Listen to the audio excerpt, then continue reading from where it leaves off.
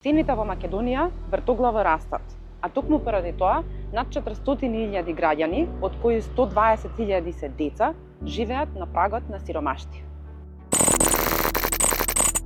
Банка за храна ја формиравме 19 луѓе, пријатели, познаници, кои што од 2007-2008 година, секој од свој агол различни професии, дојдовме до заклучок дека големи количини храна завршуваат на југоисточната низ Македонија. Денешната ситуација со зголемување на цените на основните производи доведуваат дека огромен е бројот на поединци и семејства кои што се баратели на храна. Ние имаме влезено во над 30.000 домови во Македонија за овие 15-16 години и повеќе. Верувате, во половина од нив ни куќи не би живеел.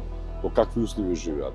Бидејќи ние на годишно ниво вообично допираме до 2-2.500 семејства со 5-5.500 луѓе. Ние велиме вака, дека 70.000 луѓе, од 50 до 70.000 луѓе, зборуваме за дефиницијата скриена сиромаштија, имаат 2 до 3 оброка неделно, повеќето се деца. Според индексот на фрлена храна на Обединетите нации, секој граѓанин на државата минатата година фрлил 83 килограми храна. Едни сме од ретките организации кои што остана доследна на она како мисија што си го зацртаме тогаш, а тоа е да ги храниме економиите, а не депониите. Веќе кажам дека за време на ковид кризата ние имавме највеќе донации и највеќе споделување на тие донации во храна. Како што иде времето, значи можам да кажам дека за 30-40% се зголемиле барањата од поединци и фамилии за помош во храна зборам. Имавме со неколку општини, 12 општини имаме подпишано меморандум за соработка.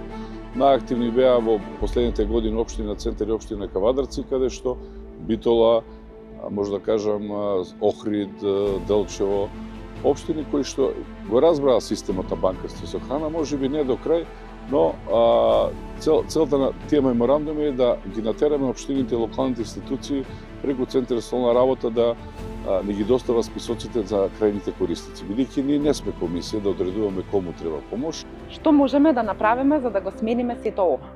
Затоа ние веќе 10 на 12 години биеме битка, да се изразам така, со институциите да се донесе закон за донирање на виша храна, кој што ќе ги регулира и обврските на операторите со храна, тоа се производители, трговци и дистрибутери, односно вклучувајќи ги организациите како што е Банката за храна, не сме само ние, да можат да извршуваат улогата на оператор со донирана вишок храна, цртичка посредници. Имавме мали административни проблеми во почетокот на 2011 година, одлучивме да формираме невладина организација со име Храна за сите, Цртичка банка за храна Македонија, која што истата година бевме поканети од страна на Европската федерација на банки за храна, каде што сме се уште придружена членка. Во Европа постои од 1986 година тој како процес, во Америка негде околу 1967 година. И тоа е еден универзален систем каде што како банкарство со храна од една страна се собираат сите вишоци на храна или храна која што е со тесерокна потреба,